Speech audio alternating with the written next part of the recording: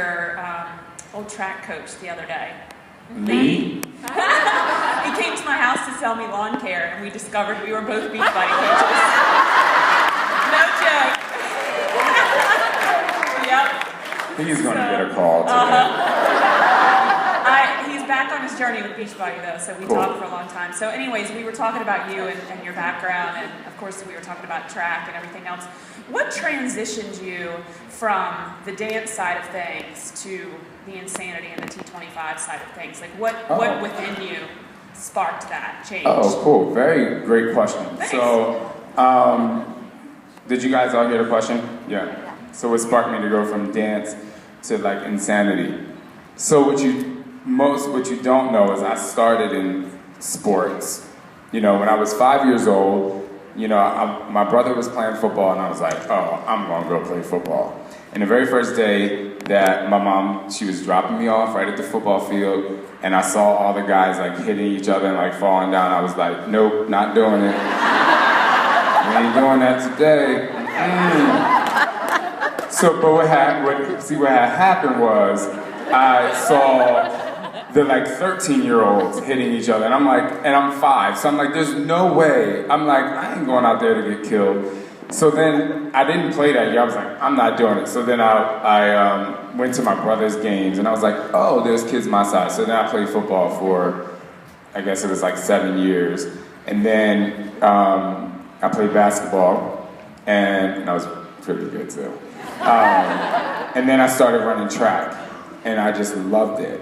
And I was in college, and I ran track.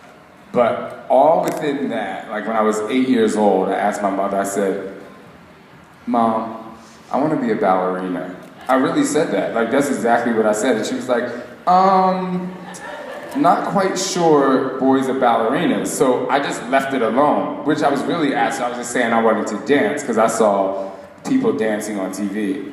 Mind you, she's my biggest fan now. Like, she regrets ever telling me that. So when I was 19 years old, I got to college, and I was like, you know, when I gained 50 pounds, I started to lose the weight. The first thing I did was run. So everything was sports. Everything was sports. And then when I got to college, I gained weight. The first thing I thought was to run. Then I changed my major from communications to sports science. And then with that came group exercise. And I was like, you know, when I thought about group exercise, I thought Jane Fonda, you know, high, low, knee up and over, you know what I'm saying? This, you know, mambo, cha-cha-cha, you know that one?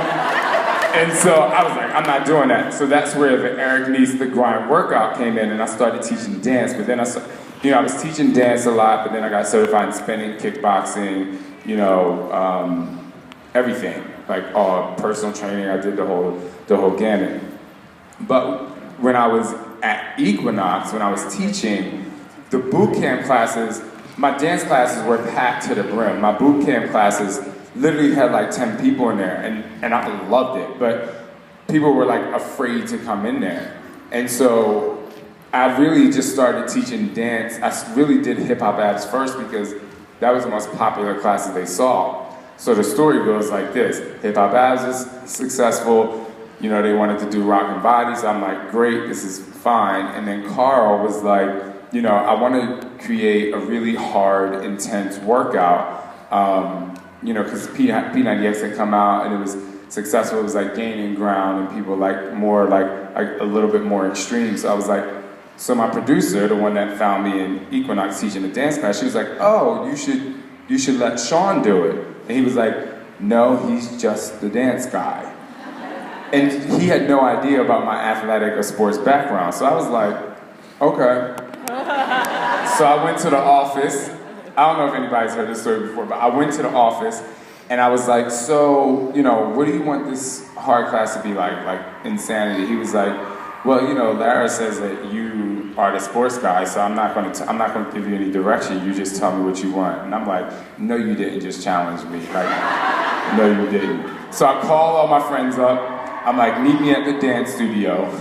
Go figure. I was like, meet me at the dance studio at, like, I think it was like 7 o'clock on a Saturday morning. I woke up at 5 o'clock. I sat at my dining room table, because this is like already there. And I wrote out what you know now as plyometric cardio circuit. I wrote it out on the, I don't know if it's a plyometric cardio circuit or cardio power resistance, but at 5 o'clock in the morning, I wrote out this workout. I went to the class. I went to meet my friends.